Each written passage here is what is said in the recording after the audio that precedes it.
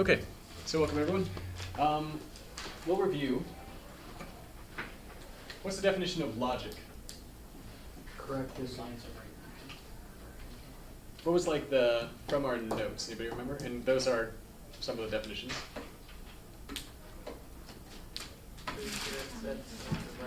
Someone did Science of right thinking. Okay, great. Science of right thinking. Science of right thinking. That's good. Or correct thinking, sensible thought processes, things like that. Yep. We had a bunch of definitions, but that's a very good one. Now, what then are the three different processes that we have in an argument? The three main ones. Simple apprehension, deductive inference. Judgment and deductive inference. Very good.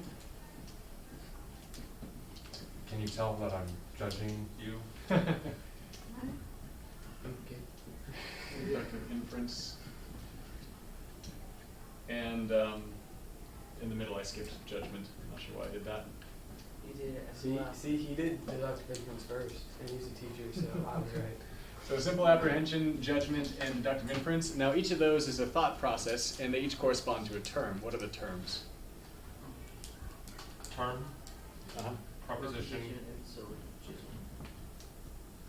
Term, and what I meant is a verbal expression. I said that incorrectly by calling them all terms. The verbal expressions. syllogism. Yeah. And if I say all men are mortal,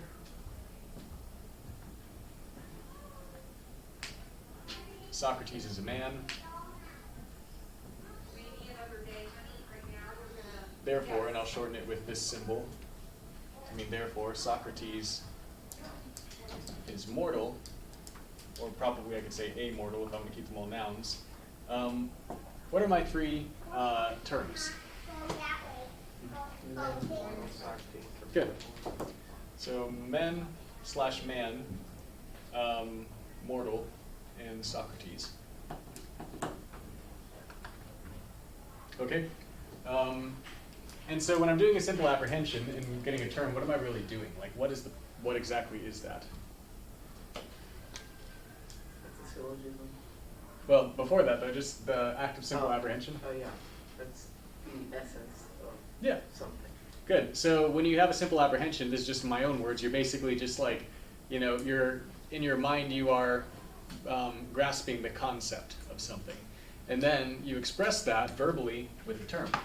Comprehension. Yeah. And last week we talked about three different sub-steps in simple apprehension. And what are they? Or three different elements that go into it. Concept is the third one. Yeah, so the third one is concept, which is really the same thing as simple apprehension. Oh, mental image. Okay, so mental image is the middle one. Sensing. Yes. Sense perception, right? Or sensory perception? Wasn't that what it was called? Yeah. Sense perception. Sense perception, yeah. So you have steps in the simple apprehension. Sense perception, describe that to me. Using one of the five senses. Good. And so right now you have a sense perception of this marker. Do you now? No. No, you don't. So the sense perception only lasts as long as one of your senses is engaged in beholding I can whatever clear thing things is. behind your back. Yes, well you can probably, but the left side of the room can't. So then, what about the mental image? Once I take this away and you're no longer having a sense perception, how many of you still had a mental image of the marker when I talked about it? Yeah. And it's kind of interesting too because mental image, we often think of things visually, like there's a picture in your mind of the marker. But imagine a lemon. How many of you, your mouth started watering? Raise your hand if your mouth started watering as soon as I mentioned a lemon. My mouth was already watering. Yeah, I definitely did. But you can kind of have different senses trigger in your memory too, not just visually, but we talked about the visual image. And so then the concept is going to be, probably built out of, if it's a good concept, your understanding of it's going to be built out of what you've sensed of it, and also just the memory of it, which is your mental image. And all of that, the nature of it, the essence of it is wrapped up in your mind as a concept in that wrapping it up as a concept is a simple apprehension. You could just say a concept is a simple apprehension, and you express it with the term. So we're going to be going into a lot of detail with that. Before I do though, just real quick, what is a judgment? It's the mental act that is turned into a concept. Very good. And so what are the propositions in this syllogism here? All men are mortal. Mhm. Socrates is a man. Socrates is mortal. Yep. And if I were to say the entire thing, including the therefore, it then is a syllogism. So, but yeah, each of these, anytime you say one thing is another, or is not another. Mathematically, if you say is, what's the sign in math that you would use? Equals. Equals. And then if you say it doesn't equal, there's a sign for that as well. So basically is or is not. Do you see any, anything where you could say is or is not, equals or does not equal? Then it's a proposition. You've made a judgment to get there. So, The immortal Socrates is man. Socrates is not immortal. say that again? Is not immortal. Yeah, that would be a proposition as well. We actually will have some of those that come later. We're doing one type of syllogism so far, but eventually we'll have mostly 4 types that we'll work a lot with. All right, so and then the deductive inference is the wrapping it all together, that act into a syllogism. So this week we're once again dealing with simple apprehension, but at a different level now. So we've talked about the 3 kind of like elements that go into a simple apprehension. The sensing it, having a sense perception, having a kind of an image in your mind that you make out of what you've learned about it, and then developing a concept out of those things. We're going to talk about 2 main things right now. And these are called comprehension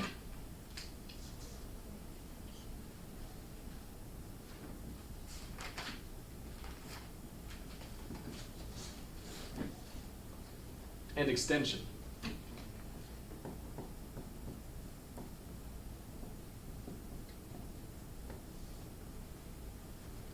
All right, and both of these go into simple apprehension. So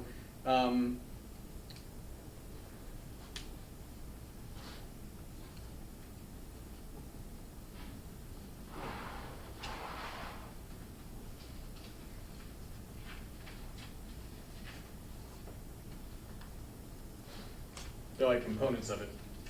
All right, so comprehension is the completely articulated sum of the intelligible aspects or elements represented by a concept. So that's kind of a mouthful. I'll write it out.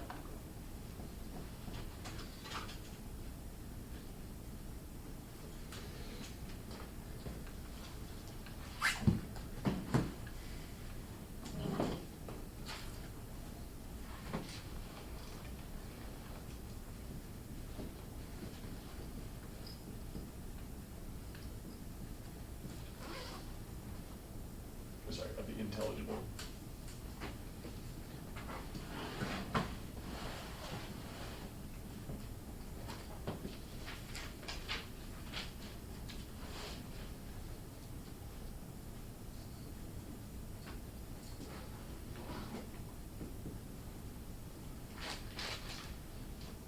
I'm going to say parentheses notes, which we're going to talk about later, represented by a concept.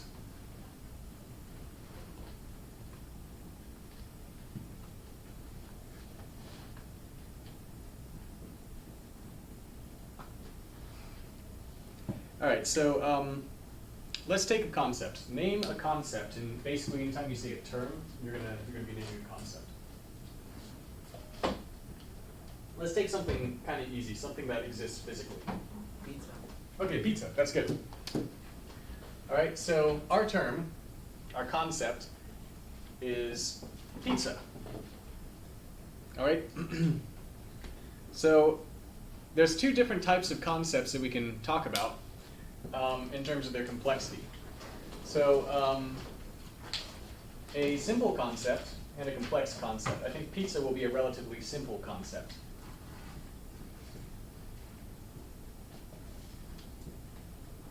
A simple concept is one that cannot be broken down into smaller parts.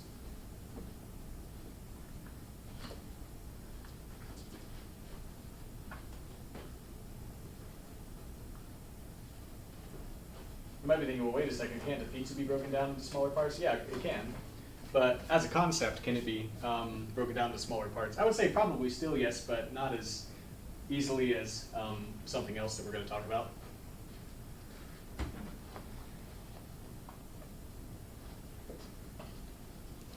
And then a complex one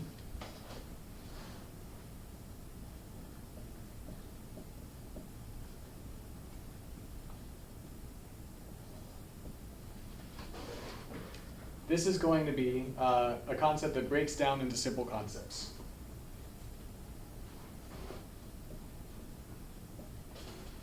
So when you say breaks down, do you mean like categories? Yeah, kind of. I'll give you an example.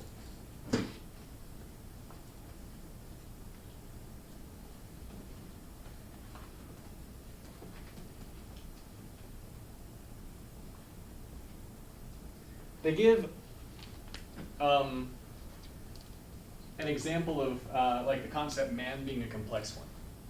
So here they have like, what we're doing really is, in this exercise I'm about to do with man, is we're trying to find the comprehension of the concept man, meaning we're trying to find out, you know, all of the sum of all the parts, all the intelligible aspects of the concept man. So this is the book's example. They say, and let's see if I can do this from memory. Man would be an example of a complex. Man is a, and they're going to give a bunch of like simple concepts that describe man. So man is a rational. And what does rational mean again? Right thinking? Not Yeah. irrational. And one way that, yeah, not irrational. One way you could think of rational is basically able to discern truth from falsehood. Can be expressed as a ratio. Yeah, I like that. So it's a fraction. Man is a rational, sentient, and sentient, any idea what that means? You can think on your own, right? Yeah, that's what I thought. It actually, they defined it, and I was kind of surprised. It actually means just having senses. So if it can, you know, kind of discern an outside world through its senses. And it's really interesting thinking of, for me, just like having a little bit of a background in Aristotle's philosophy. Because Aristotle, remember, he's the founder of formal logic. And he was one of the people who said, basically, if you don't have any senses, you don't have any thoughts. So he was real big on the senses. So yeah, sentient is important to him. And although the guy who actually made this like one of the big categories of doing comprehension was not him, but it was somebody else. We'll talk about him shortly. But I think Aristotle would agree this is an important thing. Man is a rational, sentient, living,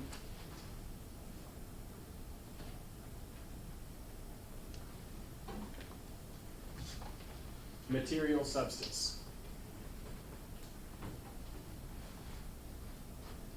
So that's 5 different simple concepts.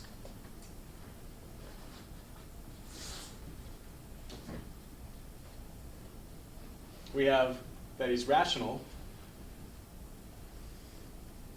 can tell right from, or true from false. Basically have discernment in his thinking. Sentient, has senses. Living, don't really need to find that. We kind of got locked out. Oh, really? Yeah. Okay, what time did you get locked out? Like when when came it back. first started. Okay, I wonder why that happened. All right. So, I'll count you as tardy excused. How about that? But just in case it happens again, make sure you come back before 1, because that's probably what happened. All right. So,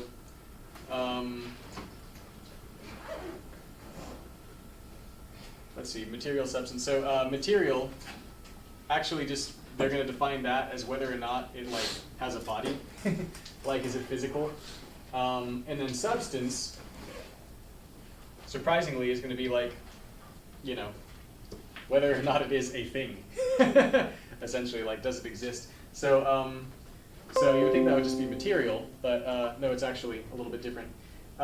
So that would be an example of doing the comprehension of man. So by a certain process, you could say that these are the 5 aspects of a man.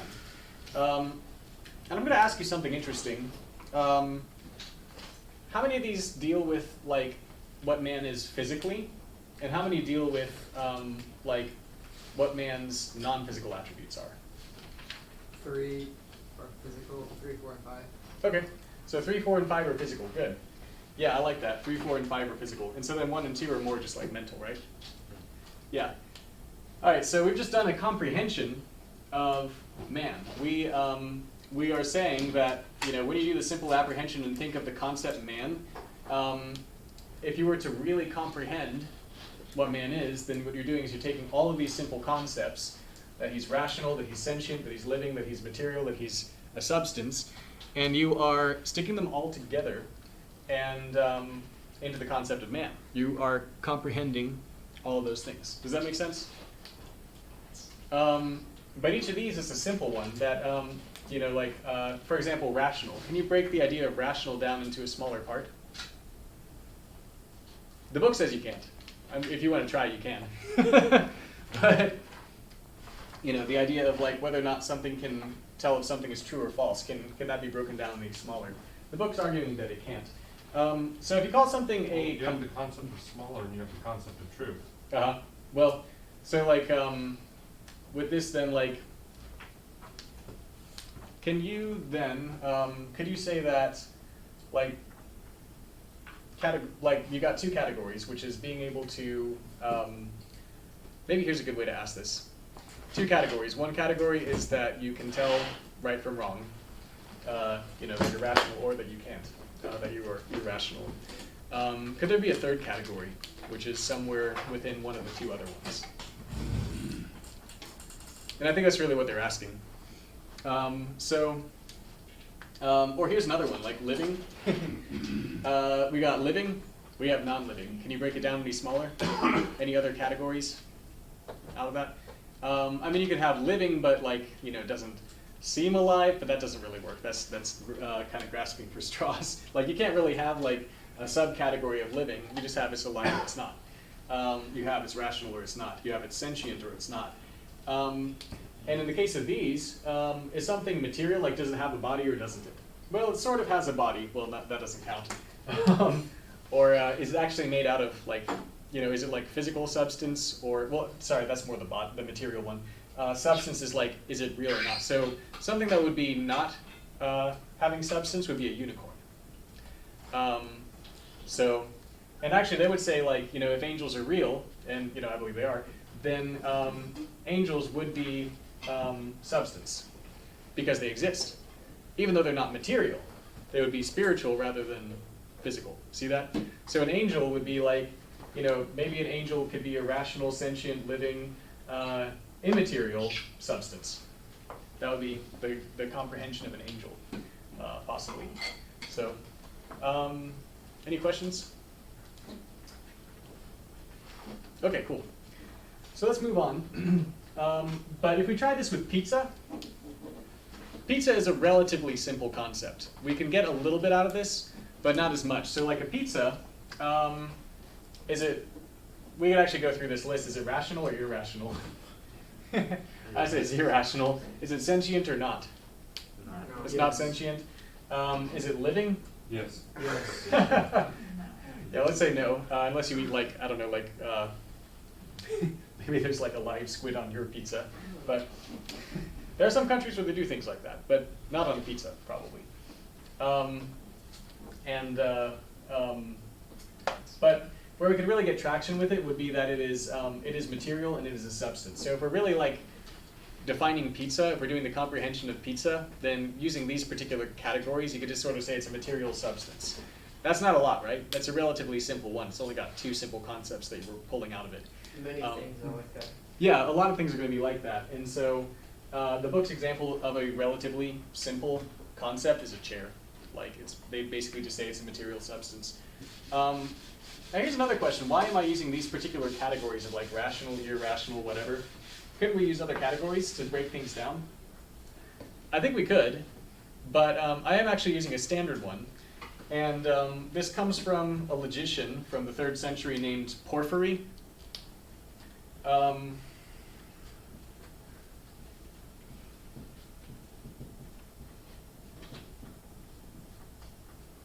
Here's a great thing to try to pronounce. Someone want to attempt it?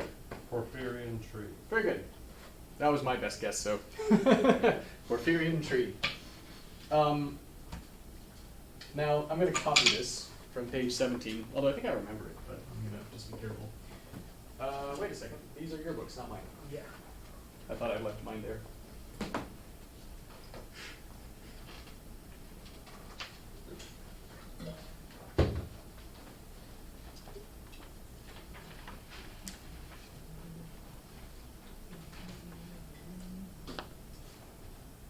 All right. So here's the Porphyrian tree.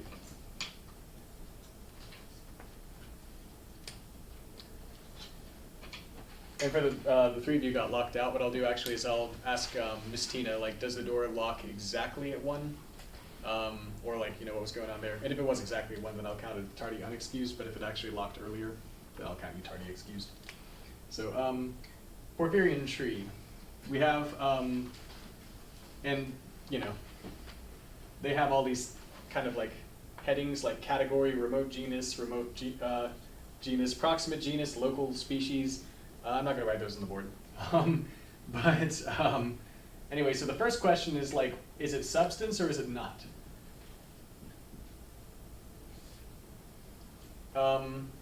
And I'm going to write this as, you know what? I would rather write this as a mirror image, but I don't want to do things that are inconsistent, just in case you do create a mental image and the direction matters. So I'll put it in the same direction as the book. But one thing I'm going to do, the book just has it like in a vertical path. I'm going to make mine oblique, just because I think that'll be easier to understand Out personally. of curiosity, Yep. would something that is virtual have substance? Ah, very good question. You know, in a strict sense, this kind of, you know, in a strict sense, it'll actually take up a certain amount of space on, you know, like a microchip or whatever. So yeah, in that sense, but It's light too. what's that? The light that's being reflected. Yeah, so it is the result of something material, you know. That's a very good question. There's a bigger question too. Is it okay if I periodically get on my philosophy, you know? Perfectly fine. Take a step in that direction. So a lot of what's been debated throughout Western philosophy is whether or not your thoughts, this isn't like the main thing or anything, but this is one big thing, whether or not your thoughts are material or not. And this gets into like, you know, are you more of a dualist who believes there's two realms of reality, like maybe a spiritual realm and a physical realm, or possibly a thought realm and a physical realm, or are you a monist who believes that it's all wrapped up in one? And if you're, I guess this would be more typical of a monist, but there's a term called, now this isn't important for logic necessarily, but a materialist is someone who believes that everything is physical. And so every thought in your brain is physical. Everything that happens everywhere is physical. And if something's not physical, it doesn't exist. So a materialist would say, you know, as long as it's real, then it is, you know, material, has a body. And then the question of whether or not it exists at all is substance.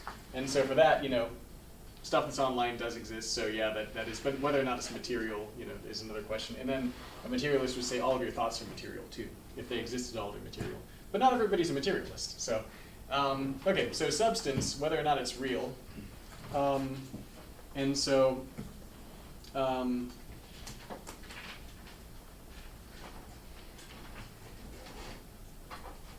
we have, if it is real, then we split it up into two subcategories, which is the non-material, and this is where a strict materialist would get angry. I'm not, by the way, just in case you're wondering. And you could say that's like spirit, Plato was a big-time dualist and definitely not a materialist. He said that like there's two separate worlds, the world of ideas and the world of the senses. So he would think that there's like a whole world that's over here, and then there's a whole world that's over here. Yeah, There is the bathroom. sure. Great. What's that? Logos. Yeah.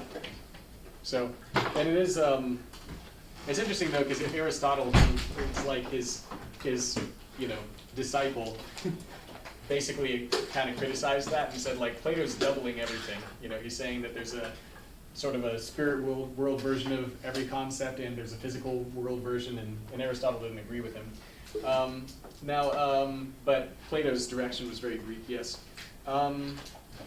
So it can be non-material if it exists, or it can be material. And material, again, is meaning that basically, you know, it's going to have a body of some sort. Or like it's going to physically exist. And then the question is, what kind of a body does it have? Is it a living or a non-living? And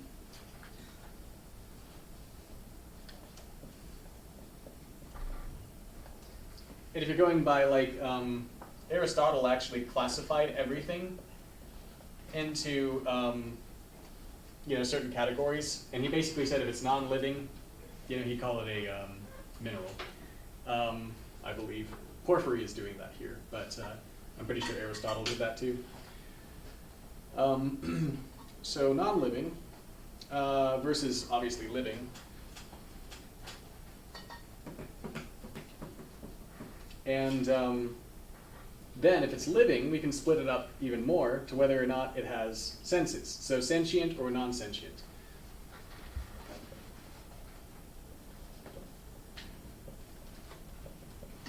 And this would also agree with Aristotle. If it's non-sentient and it's living, he called it a plant. Of course, you know, do we know of living things that are not sentient other than plants? What else? There. What's that? Well, there's like bacteria. Yeah, so bacteria don't have sight, smell, hearing, etc., but they're living. Same thing with, you know, like algae. What else? Well, algae. Some will say it's a plant. Yeah, well, no, actually, it depends on the type of algae, but there's a different like kingdom of algae. Yeah. So you got like plants, animals, monarans, which includes like bacteria. Fungi would be another one. So yeah, you can have living things that are not sentient other than plants, but again, we're going off of what Porphyry, you know, it was a long time ago, 3rd century, I think. All right, so living, sentient or non-sentient.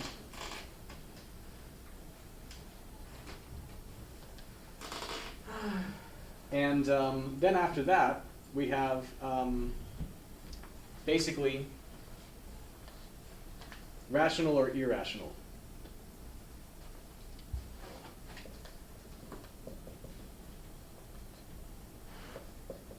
And Porphyry labels that as like irrational would be like, he calls it brute.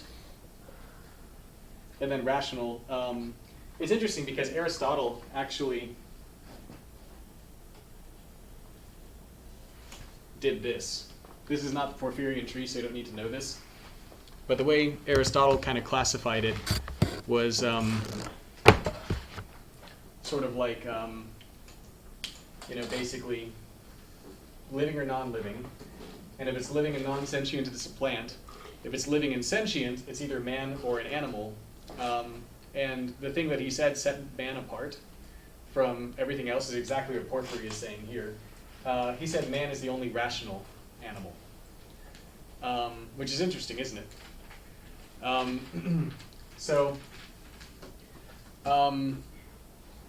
This is like, I don't know, depending on how gifted you are visually as a learner, you may like this or not like it. Personally, I kind of like, this chart is harder for me to follow because I'm really bad visually.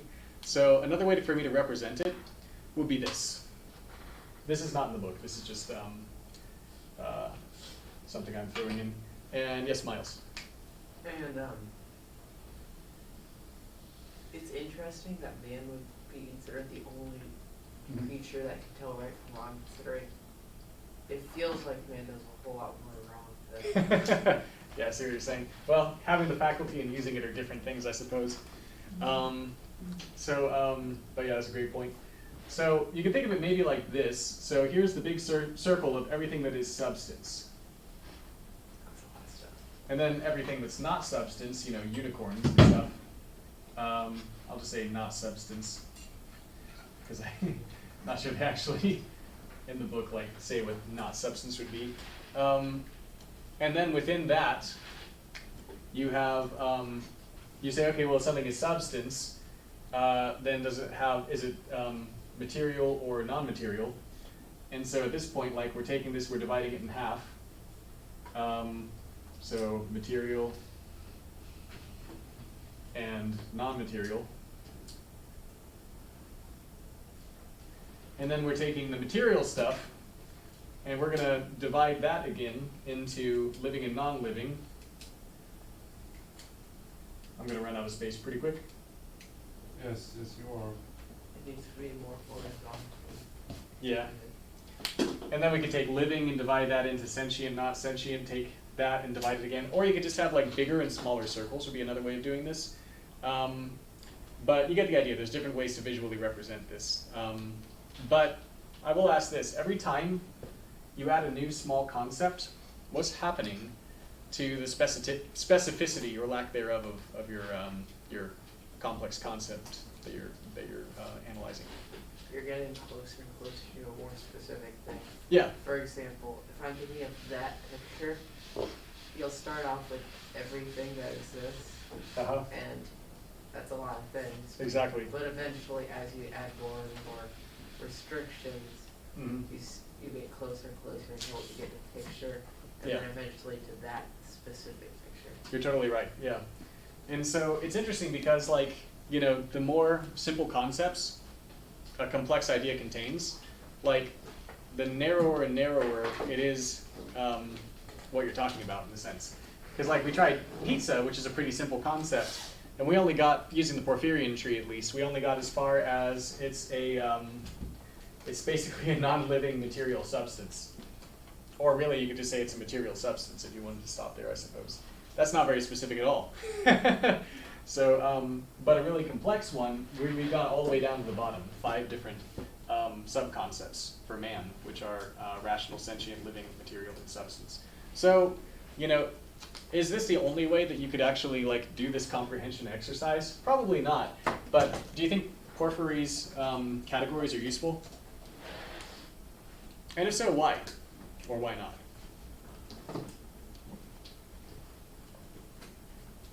Would you use different categories than he used? And here's another question. Would you start with the biggest category, substance, and work your way down to smaller ones? I think so. It's definitely important that you start with the biggest concepts and work smaller, as in the concepts that contain the most things. But look at this concept, substance. Compare substance to rational. Like, which of these is the most specific and which of these is like the most broad? Substance or rational? Substance is most broad. Yeah, substance is super broad, because like everything with substance is in that giant circle, but then things that are rational are in a much smaller circle. So this gets us into, we've talked about comprehension. So comprehension, again, is where you take a concept and you ask yourself, like, what are all the little concepts that it makes up? And if you can piece together and add up all the little concepts that make it up, then you've got a pretty good grasp. You've got a pretty good simple apprehension of the concept. Anyway, we also need to talk about extension. I'm going to keep this tree up here, though. Beautiful thing. Thank you. So extension. What is extension? I want to word it just right, so I will get my notes.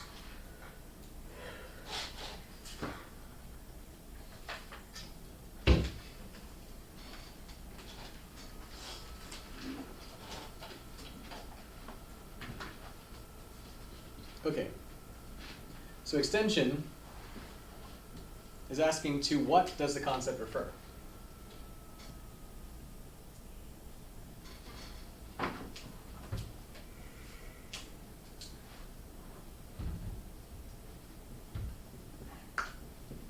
All right, so I could say comprehension is really about what is the concept that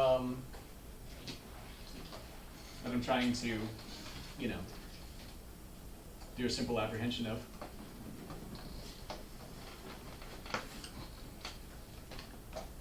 Remember, concept and simple apprehension are kind of interchangeable, so we're saying also, like, what is the simple apprehension? And the answer will be, it's all of these little parts put together. Extension is saying, to what does the concept refer?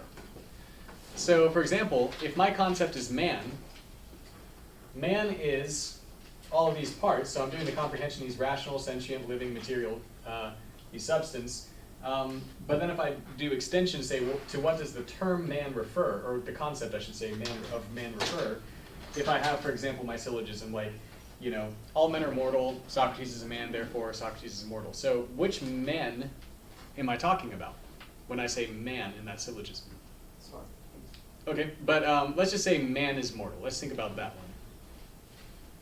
First of all, which men, or what man am I referring to? Everyone, yeah, every man. So how would we make it clear that we mean every man? Mankind. Okay, so all of mankind, and give me some qualities of, you know, everyness for mankind. Like if you're talking about every single man, how would you explain that in more detail? Rational. Okay, so everyone who's died, that's good. What else?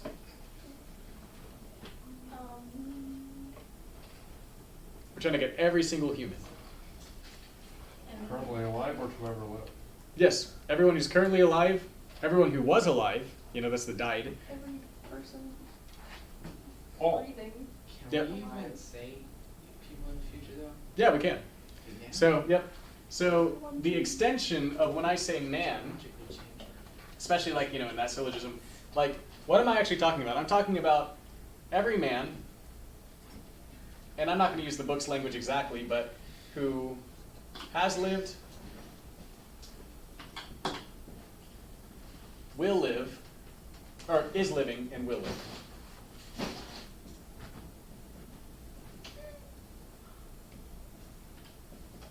Do you think that probably covers everyone?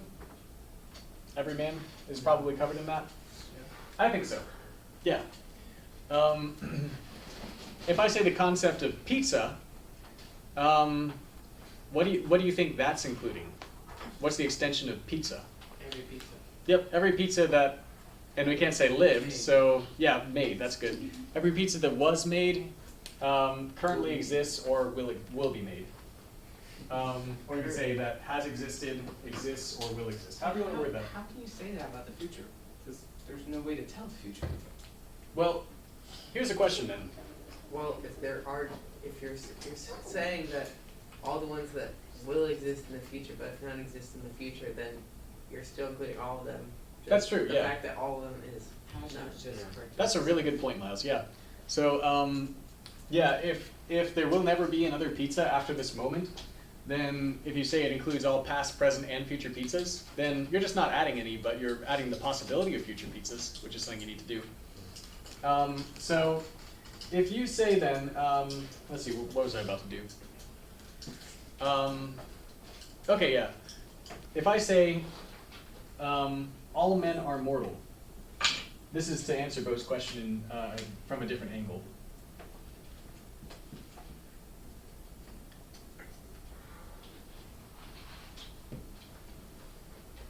If I'm making a judgment about the concept of man, that all men are mortal, and I'm trying to say, all right, well, you know, which men am I talking about? First of all, it says all men. So that kind of makes it easier to figure out that you do mean like every man who past, present, or future will live. But I'll ask you this question. Would this statement that all men are mortal, would that be true? Men are mortal, would that be true of every man past, present, and future? That's what I was saying. Yeah, you could. Because then again, are I was men. correcting myself. Immortal? If we change to be immortal, are we still man? No, That's a good question, yeah. So I mean, at that point, I think you would just be going from like, I mean, at this point, to the best of our knowledge, is it fair to say that this is a true statement? Yes. Yeah, it's like all men are mortal. It's Yeah. Except for From what we've Methuselah. Yeah. What's that? Except for, not Methuselah, but Enoch. Oh yeah. So if you're talking about like defining mortality as whether or not somebody has died, then then you could get into some technicalities there. Whether or not somebody has the biological, I guess, like inclination to die, meaning if like left alone their body's going to die. If that's how we're defining mortal, it gets easier. But I don't know if that's how we are. Because then you also have to bring into question, if man refers to all men living and dead, does dead refer to non-living? Because then they would fall under mineral. Yeah, I see what you're saying. So, and really what I can at least answer from a perspective of Aristotle. So Aristotle would talk about two things. He would talk about the form and the substance of something. And the form was like all of its attributes and qualities and potentials. And then the substance would just be the physical thing. So like the form of a chicken could be that the chicken squawks and it waddles and it clucks and it lays eggs and it makes really good food, as in it becomes really good food. And it also has the potential to produce other chickens. So the form chicken is the body of the chicken. So if the chicken dies, then its substance remains, but then it just it can't do all the different things in its form. But categorically, a dead chicken, it's still a chicken, and a chicken has the form or potential to do all those things. Squawk, cluck, lay eggs, produce other chickens, be good eaten, all those things. But whether or not that particular chicken lived up to that potential doesn't change whether or not chickens have the form or potential of doing all those things. So, in other words, we could say the attributes of, all men are living things. What we're talking about there is we're not saying that all men are currently alive. We're saying all men, have the potential. It is part of the nature of man to be living. Does that make sense? So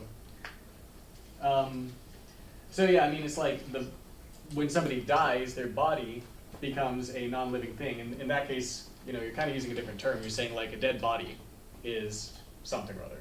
You make a judgment out of that if you want to just focus on that. But if you're talking about the attributes, the concept, the comprehension of man in general, then yes, man in general is a living thing. That's part of his makeup. Does that make sense? Okay, cool. All right, dang, we're actually getting near the end of class. So in the case of extension, let's say our comprehension of man, again. Our comprehension of man, using the Porphyrian tree and not focusing on other things, man is a rational, sentient, living, material substance.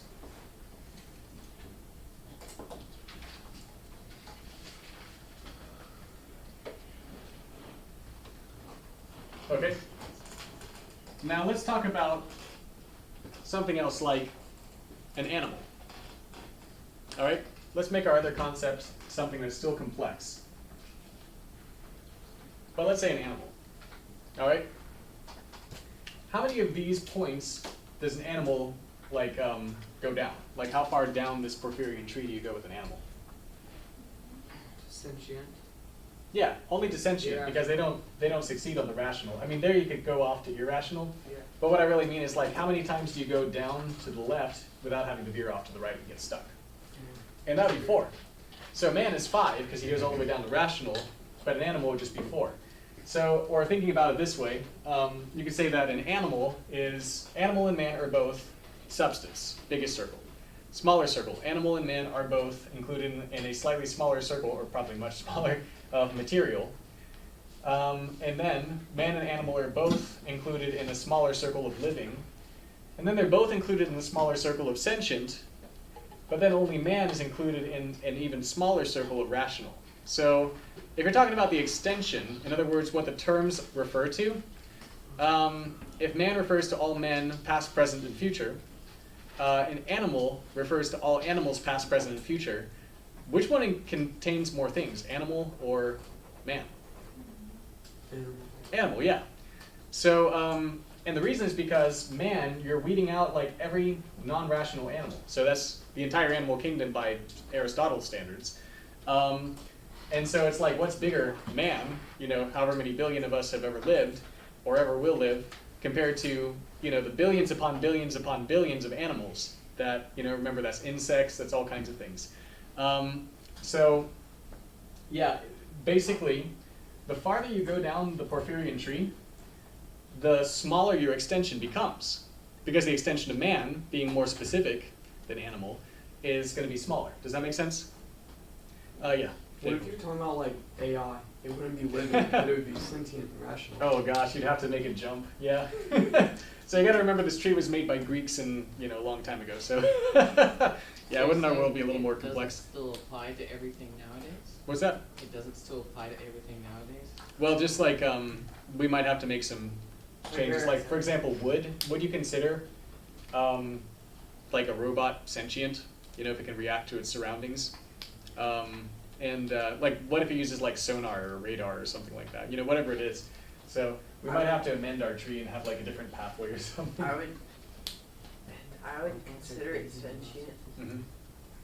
because it can sense, but it also can't really think. Yeah. So it wouldn't be And then rational, even right? if it could think, it wouldn't be rational because it wouldn't be able to discern. But sentients are living and robots aren't living. I think you need to just make like a jump away from material after that to like, Yeah. it's like not Or- really the same living, it's not the same living, not the same sentient, not the same rational. Maybe what we need to do is we just need to continue the tree over here. So we have non-living, sentient, and non-sentient. And then we have non-living, and we probably don't even need the next layer of rational. So yeah, I would just add another layer there. That's good points, guys. You're really good at this. All right. So we only got a few minutes left. I need to check your work. Man, we really used up our time today. So as I'm checking up your work, or checking off your work, let us, I had an activity for you. Let's see if we still have time to do that activity. I would like you to, as I am doing this, as I'm checking your work, come up with a concept that you think is complex and a concept that you think is relatively simple. Remember their example of a simple concept, the chair, still goes through like a couple of these. And by the way, each of these simple concepts that something is made out of is called a note. N-O-T-E, note. So you could say that the notes for man are that he is rational, sentient, living, material, and substance. That's the same thing as saying the simple concepts that you add up to make man are rational, sentient, living, material, and substance. So again, you call them notes. So you can do this as a table if you want, or you can do it on your own. But and Bo could join either table if he wants to do that. But come up with at least one simple concept and at least one complex concept. And again, you don't have to be like so simple it's only one note. It could be just like, you know, relatively simple, like just one or two. And then take them down the Porphyrian tree and see what you come up with. See what notes apply to it, like we did with man and animal and pizza. Yeah. I thought of like a complex one. Is a Venus flytrap sentient? That's a good question. I don't think it is. Well, Because it doesn't like, it'll chemically respond in order to move, but it's not actually like aware of its surroundings. It's not sensing them in that way. So I think it's no. I think the answer is no. blanket all plants and fungi are. Yeah, that's one of the things that's kind of, Sort of like how vines Not as much as air. Yeah. animals. that's one of the things that's getting a little bit more complex about this is more researchers are like starting to say, no, I think plants are sentient. I heard there was some country where they even passed like an anti-plant cruelty law as people started to discover that. But the extent to which plants are sentient is still debatable, and you know. But anyway, so work on that. I'm going to come around and check your work. What work did we have? This was the exercises for chapter 1. And a couple of you, I'm also going to look at your exercises for the introduction. Let me find my pad. Here we go. I'm looking for that the work is actually like checked that's been checked. If it's not been checked, then that's like an incomplete grade. And I'm also seeing how much of your work you've actually done. Okay, so work on concepts in the Porphyrian tree. So dog would be complex. Yeah, they would go all the way down to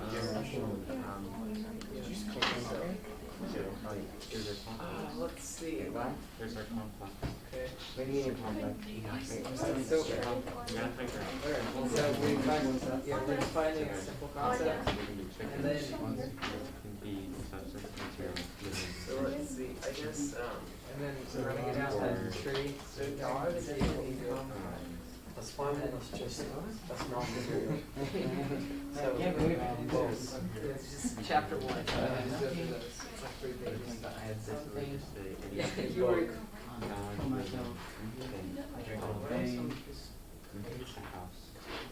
I don't know why. Yeah, I'm gonna They throw are. up. Alright.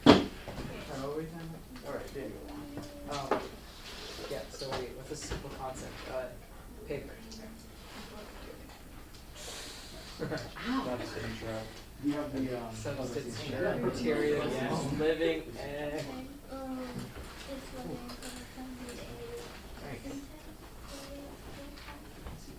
Good, very good.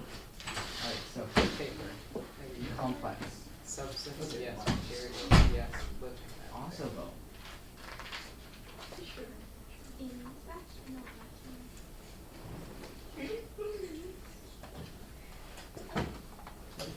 This is one of the more fun classes.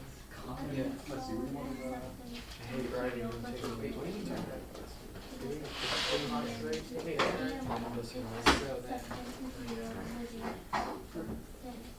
so substance is paper. It's material. Wait, it's not material, so it's just No, it is material. Pretty quick. No, I hate writing. That's why It's just, yeah. and then living, is it living? It's not living, so it's Are you not. gonna like? I'm supposed to. Well, I'm not signing up No, I think that, wait. Oh, it's non-living, so it's No, I think we got the, I think we got the. because substance, I'm doing material, one here. non-living. Maybe I'm not thinking of Oh, So, did you sister? Okay, I don't think I saw that on Party Power. Okay. That's all, every single assignment is already on Francis Square, so for the entire semester, everything that's going to be on there is already on there. You just couldn't open up the page to be able to look It's at just, it. you just put a video. Yeah. I don't know. For your thing, screen thing. So, first, I didn't know we're supposed to. I know we're check it, but you just like. It's very simple. But in class, we need several comments. Alright, if I haven't checked your work, just hang around for a second, I'll try to do that. Are both. Sorry about that. So again, you're switching. But then you call it. not complex. it doesn't have my name. That is very complex. Alright, if I've already checked your work, you can go. Sorry for holding this video. Good job. Hello, 83. You're not supposed to be seen by anybody. Thank you, Mr. Nicholson. So go make sure you say something because I'm trying to. Wait, did you tell me to say? Yeah. It's the first mod, you can't do that. You can't do that more. Oh, okay, so for some reason we were supposed to know this guy. Is your name what? Okay. And I didn't know that. So you got 17 points off because you didn't know who this guy was? No. Okay. So I got a couple. Oh, yeah. Just got it out of Mainly it was you. And, I don't By the way, do you have a practice project? Because I changed my dates and all I saw was your physical science and geometry. It's not yours, but yeah, so the dates, so I didn't see it. check like What? Because I raised this problem last week. Yes, because I didn't know what schoolwork to do because I didn't know I had to change the dates manually. So when I did change the dates, What date should I be changing them to? What I would change this to is I would change them from August 18th all the way through December, whatever the last day of the school year is. Oh, so I can just see them all? I think you can see them all, yeah. Yeah. That's Yeah. what I do. Or like what I do is I like put it just a day before it was Can I use that assigned. trash can? Yeah, yeah. I put it- I just gotta, you can take Yeah. the laptop off. But Okay. Actually, What I do have is to I like- pause class, so I'm I put it gonna like a now. day before it was assigned, and I put it like a day after it's due.